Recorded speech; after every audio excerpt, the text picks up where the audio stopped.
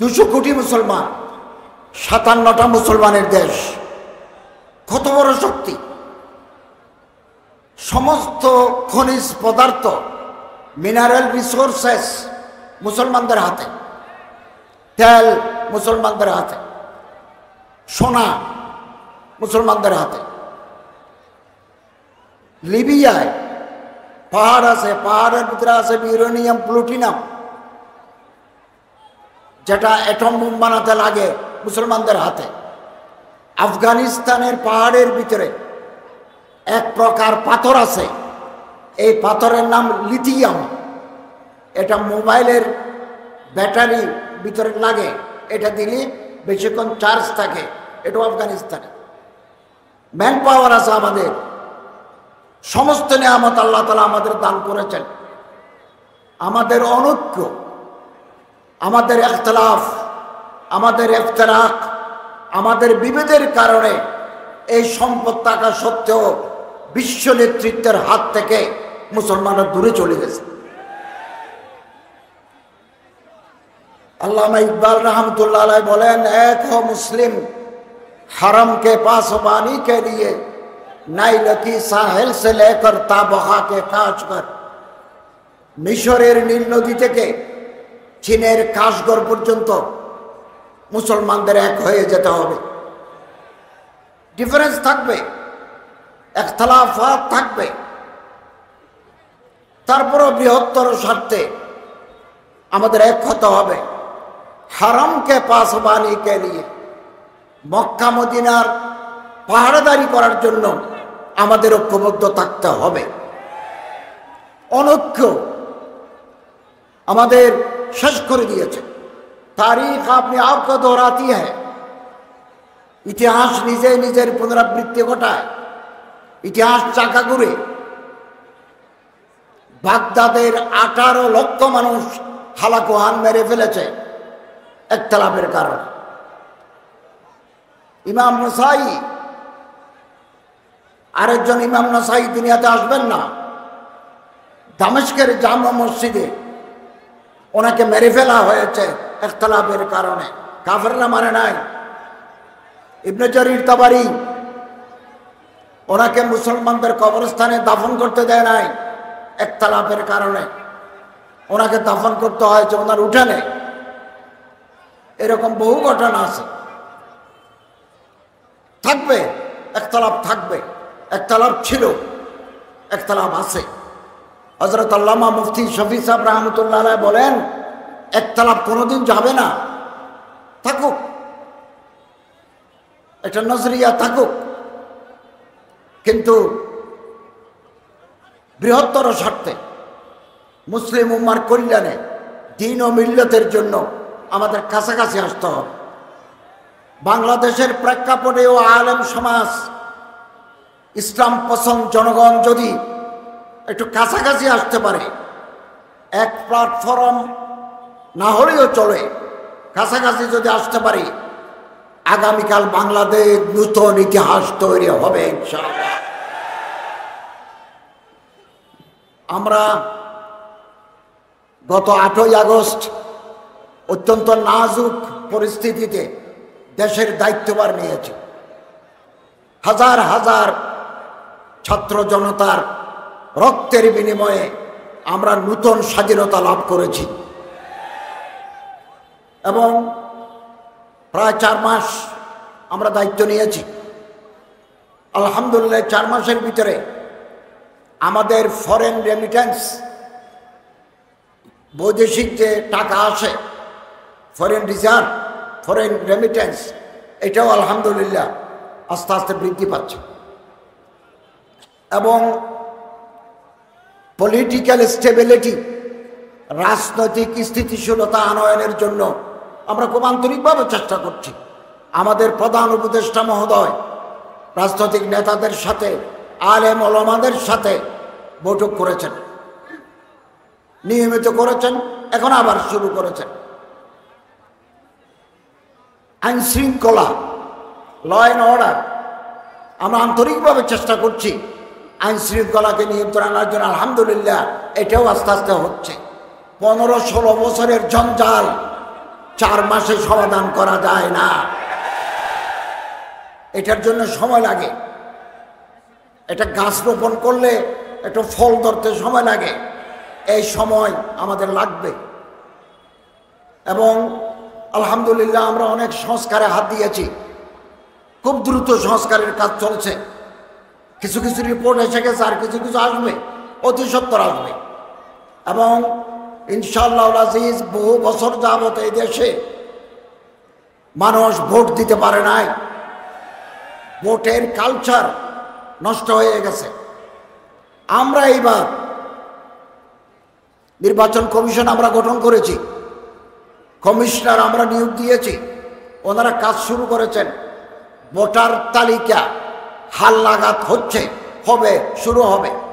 যখন এটা সম্পন্ন হয়ে যাবে, নির্বাচনের পরিবেশ ফ্রি, ফেয়ার অ্যান্ড ইম্পার্শিয়াল, সুষ্ঠু, নিরপেক্ষ, সুন্দর নির্বাচনের পরিবেশ যেমাত্র তৈরি হয়ে যাবে, আমাদের প্রধান উপদেষ্টা নির্বাচনের তারিখ ঘোষণা করবেন।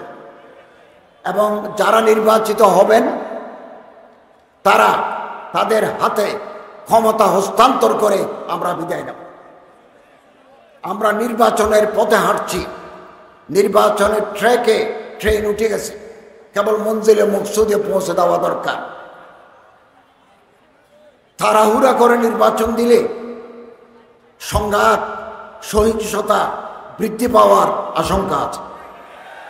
আমরা ক্ষমতায় স্থায়ীভাবে থাকতে আসি নাই, আগামী দিনে যারা আসবেন তাদের জন্য পথ সুগম করতে এসেছি। এটা আমাদের মেসেজ একেবারে পরিষ্কার।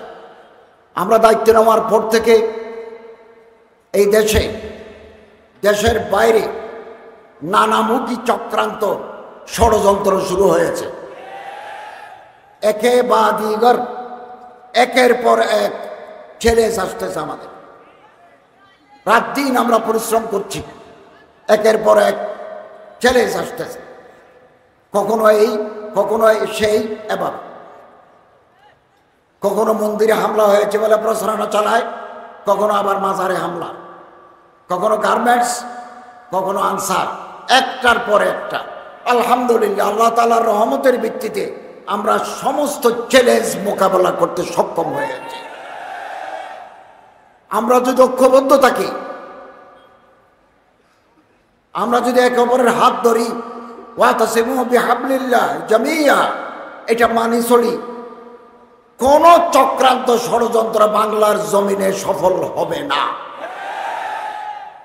কেবল আমাদের ঐক্যবদ্ধ শক্তি দরকার। এবং দেশের ভিতরে, দেশের বাইরে, আমাদের দেশে নানা ধর্মের লোক আছেন, হিন্দু আছে, বৌদ্ধ আছে, খ্রিস্টান আছে, নৃতাত্ত্বিক জনগোষ্ঠী আছে, বহু জাতি বাস করে এখানে। তাদের প্রত্যেকের সংবিধান মতে প্রত্যেকের অধিকার আছে, রাইটস আছে। তারা ব্যবসা করতে পারবেন আমাদের মতো, বাণিজ্য করতে পারবেন, চাকরি করতে পারবেন, কৃষি খামার করতে পারবেন, ধর্ম পালন করতে পারবেন, ধর্ম চর্চা করতে পারবেন। সংবিধান মতো কোনো বাধা নাই, ইকুয়াল রাইটস, সমান অধিকার আছে। এবং এই দেশে আবহমান কাল ধরে বিভিন্ন জাতিগোষ্ঠীর মানুষ শান্তিতে বসবাস করে আসছে। সারা দুনিয়াতে সংখ্যালঘু আছে, মেজরিটি মাইনরিটি, আকলিয়ত আকসরিয়ত। মিয়ানমারে আছে, রোহিঙ্গাদের কি দশা হয়েছে। ভারতে সংখ্যালঘু আছে, কি দশা হয়েছে, কি মর্মান্তিক দশা হয়েছে ভারতের মুসলমানের। আমেরিকায় মাইনরিটি বলতে সাদা কালা, ব্ল্যাক অ্যান্ড হোয়াইট, কালা এবং সাদা, গায়ের চামড়া কালা, গায়ের চামড়া সাদা, দুদলের ভিতরে মারামারি।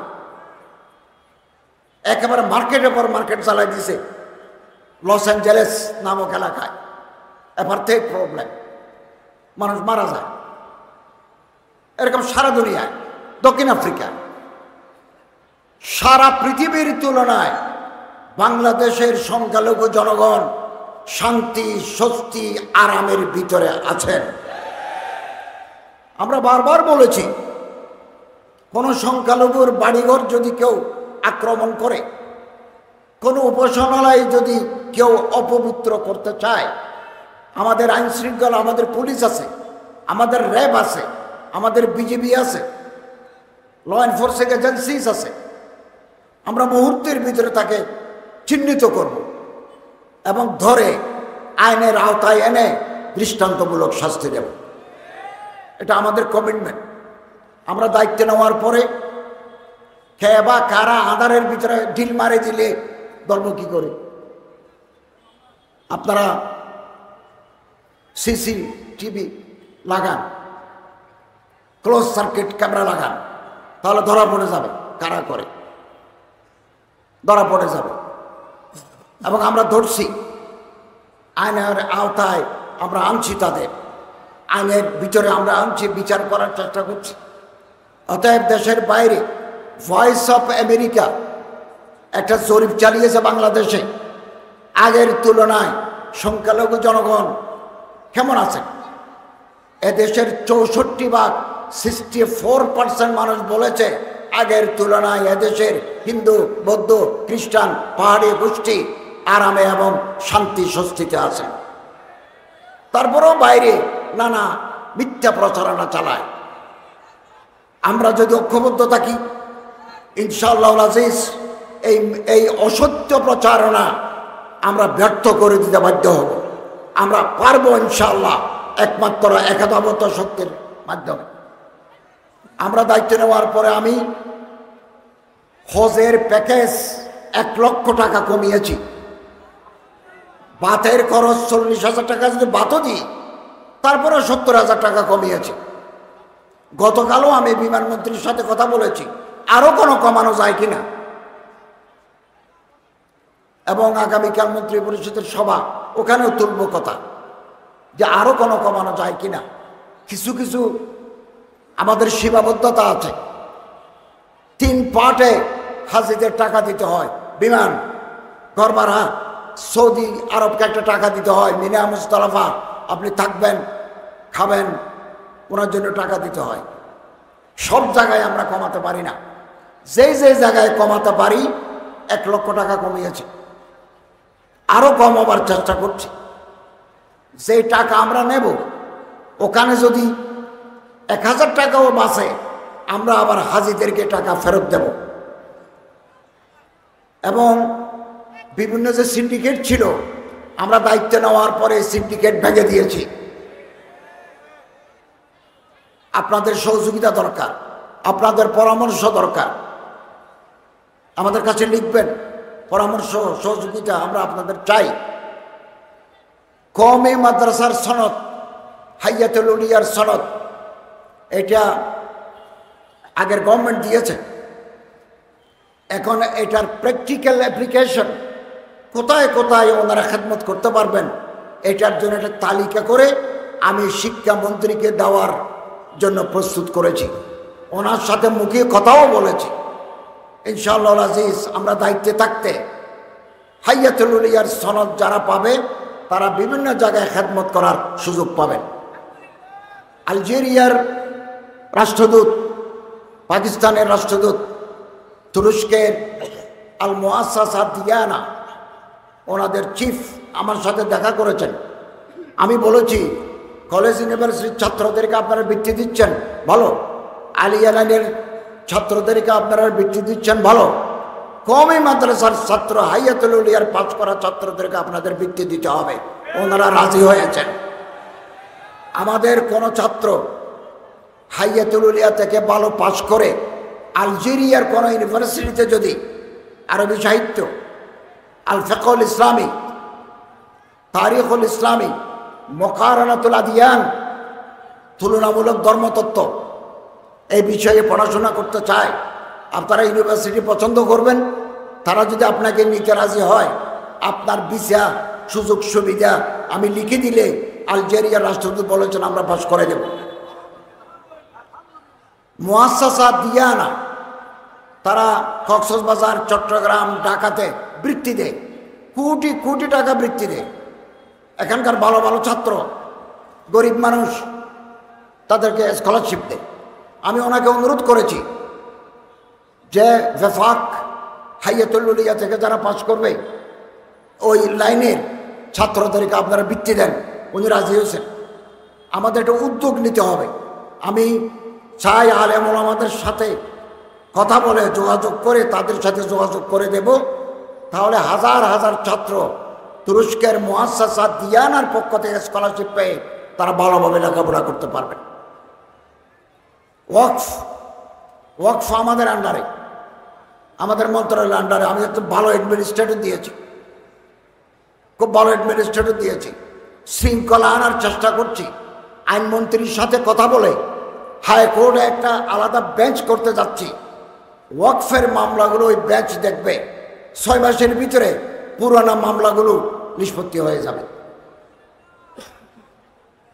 ইসলামিক ফাউন্ডেশনের বোর্ড অফ গভর্নর্স করেছি, কালকে মিটিং করেছি। 15 বছরে যত দুর্নীতি হয়েছে আমরা এগুলো হাইকোর্টের একজন বিচারপতির মাধ্যমে, রিটায়ার্ড বিচারপতির মাধ্যমে তদন্ত করে দোষী ব্যক্তিদের বিরুদ্ধে আমরা ব্যবস্থা নেব। বাইতুল মুকাররমে একজন দরবেশকে আমি খতিব হিসাবে নিয়োগ দিয়েছি। ইসলামিক ফাউন্ডেশনে নূতন একজন মহাপরিচালক দিচ্ছি। দিলেই আসলেই বুঝতে পারবেন কাকে দিছি। যিনি মুফতি, যিনি হাদিস পড়েছেন, তাকমিলে হাদিস করেছেন, যিনি LLB অনার্স LLM করেছেন, এরকম একজন ফাজল, এরকম একজন কাবেল ইসলামিক ফাউন্ডেশনে আমি ডাইরেক্ট মহাপরিচালক করতে যাচ্ছি। কেবল আপনাদের দোয়া দরকার। সব কাজ গুছিয়ে আনতেছি এবং মন্ত্রণালয়ে একটা গতি আনার চেষ্টা করছি। আমাদের ইমাম প্রশিক্ষণ একাডেমি আছে বাংলাদেশের 8 জায়গায়, 45 দিনের ট্রেনিং হয়। আপনারা ট্রেনিং দিবেন, অনেকে ট্রেনিং দিচ্ছেন, আলিয়া লাইনেও আছে, কওমি লাইনেও আছে। আমাদের 45 দিনের ট্রেনিং যারা নেবেন 15 টাকা হারে যদি তারা চাঁদা দেন ওই ইসলামিক ইমাম প্রশিক্ষণ একাডেমিতে, আপনাকে আমরা ছোটোখাটো ব্যবসা করার জন্য একটা ছোট অঙ্কের টাকা কর্জে হাসানা হিসাবে দেব। সুদ দিতে হবে না। আপনারা যে টাকাটা দেব আপনি একটা নির্ধারিত কিস্তিতে আমাদের ফেরত দিবেন বিনা সুদ, কর্জে হাসানা। আর আপনি যদি অসুস্থ হয়ে যান, ক্যান্সার, আলসার, লিভার সিরোসিস এ জাতীয় কোনো মারাত্মক রোগে আক্রান্ত হন, আমরা আপনাকে এককালীন দেব। কোটি টাকা আমরা বাজারে দিয়েছি, কোটি টাকা সুদমুক্ত। এবং এই যে টাকা আগে আমরা দিতাম এটার সংখ্যায় কম, আমরা আগামী মিটিংয়ে এই সংখ্যা আরো বাড়াবো, আরো বাড়াবো। এবং আমাদের মসজিদ ভিত্তিক গণপাঠাগার আছে সারা বাংলাদেশে। কিছু অনিয়ম আছে, অনিয়মগুলো চিহ্নিত করছি। আমাদের মডেল মসজিদ আমরা তৈরি করব 560টা মডেল মসজিদ। এক একটা মসজিদ বানাতে আমাদের খরচ হয় 15 থেকে 19 কোটি। 350-এর মতো হয়ে গেছে। 50টা আমরা উদ্বোধন করাবো, আমাদের চিফ অ্যাডভাইজারের মাধ্যমে উদ্বোধন করাবো। বাকিগুলো আমরা তৈরি করছি। এগুলো টাকা দিয়ে আমরা তৈরি করে গৃহায়ন ও গণপূর্ত মন্ত্রণালয়। মাঝে মধ্যে একটু অনিয়ম হয়, ছাদ থেকে পানি পড়ে, ভালো করে এসি চলে না। আপনাদের এই নরসিংদী জেলায় প্রতিটি থানায় আমাদের একটা করে মডেল মসজিদ আছে। কোথাও যদি কোনো ত্রুটি বিচ্ছুতি থাকে আপনারা আমাদের লিখুন, তদন্ত কমিটি গঠন করেছি, টিম এসে এগুলো দেখবেন, যারা দোষী তাদের বিরুদ্ধে ব্যবস্থা নেবেন। এভাবে বিভিন্ন সেক্টরে আমরা কাজ করে যাচ্ছি, বিভিন্ন সেক্টরে। এবং এই প্যাগোডা ভিত্তিক শিশু শিক্ষা, মন্দির ভিত্তিক শিশু শিক্ষা, গির্জা ভিত্তিক শিশু শিক্ষা, এগুলো চলছে। এগুলো সব আমার মন্ত্রণালয়ের অধীনে। আলহামদুলিল্লাহ, যেখানে যেটা করা দরকার আমরা সেখানে করছি। 100 কোটি টাকা খরচ করে বাইতুল মুকাররমকে আমরা নতুন করে সাজাবো, যেখানে ঢুকলে, মসজিদের দরজার ভিতরে ঢুকলে আল্লাহর মোহাব্বত বাড়ি যায়, নামাজের প্রতি মানুষের আগ্রহ জন্মে। 100 বা 110 কোটি টাকা দিয়ে খরচ করব, এটা 1 লাখে পাঠিয়ে দিছি, ফাঁস হয়ে যাবে। চট্টগ্রাম শাহী জামে মসজিদ বিল্ডিংগুলো অকেজো হয়ে যাচ্ছে। কুয়েত আমাদেরকে 100 কোটি টাকা দিয়েছে, 10 কোটি টাকা দিয়ে জানুয়ারি মাসে আমি উদ্বোধন করব। 10 কোটিতে হবে না, বাকি টাকা এদেশের জনগণ দেবে। কাজ করে যাচ্ছে, আপনাদের দোয়া চাই। আমাদের আল্লাহ না করুন, আল্লাহ আয়াজ বিল্লাহ, আল্লাহ না করুন, কোনো কারণে যদি এই গভর্নমেন্ট অন্তর্বর্তীকালীন সরকার ব্যর্থ হয়, এই জাতির উপরে কালো অন্ধকার নেমে আসবে। আমরা রাস্তা দেখতে পাবো না, রাস্তা হারিয়ে যাবে। আলেম ওলামা, পীর মশায়েক, জোয়ামা, নোকাফা, ওরাবা, ওরাফা, এগুলো জাতির সম্পদ। এক একজন আলেম সমাজের আলোকবর্তিকা। এক একটা মাদ্রাসা নূরের মরকজ, এলমের মরকজ। আল ইলমু নূর, নূরের মরকজ। আমাদের যে কোনো মূল্যের বিনিময়ে এই মাদ্রাসা, এই মসজিদ, এই খানাকা, এই হেফজখানা আমাদের টিকিয়ে রাখতে হবে। পৃথিবীর ইতিহাসে ইন্না নাহনু নাযালনা যিকরা ওয়া ইন্না লাহু লাহাফিজুন, আল্লাহ তাআলা বলেন এই কিতাব আমি নাযিল করেছি, এই কিতাবের হেফাজতকার স্বয়ং আমি আল্লাহ। সোভিয়েত ইউনিয়নে 70 বছর কোরআনের তালিম দিতে দেয় নাই বলশেবিক আন্দোলনের নেতারা, গর্বাচক, ওনারা দেন নাই। 70 বছর পরে আবার সেন্ট্রাল এশিয়ায়, সোভিয়েত ইউনিয়নে, মুসলিম অধ্যুষিত এলাকায় হাদিস কোরআনের তালিম শুরু হয়েছে। তুরস্কে একজন কামাল আতাতুর্ক, কামাল পাশা আতাতুর্ক নামে এক লোক 50 বছর আরবি ভাষায় আজান দিতে দেয় নাই, মেয়েদের হেজাব পড়তে দেয় নাই। আগে তুরস্কের ভাষা ছিল আবজাদ হাওয়াস, আলিফ বা তাসা। উনি করেছিলেন রোমান, ABCD, এবং মসজিদ আল ফাতেকে বানিয়েছিল জাদুঘর। আলহামদুলিল্লাহ, ওখানে একজন ভালো শাসক আছেন, এর দোকানের যিনি পীর, উনি শেখ মাহমুদ আফিন্দি, ওনাকে তুরস্কের শেখুল হিন্দ বলা হয়। উনি এসে দেশ আবাদ করে দিয়েছেন।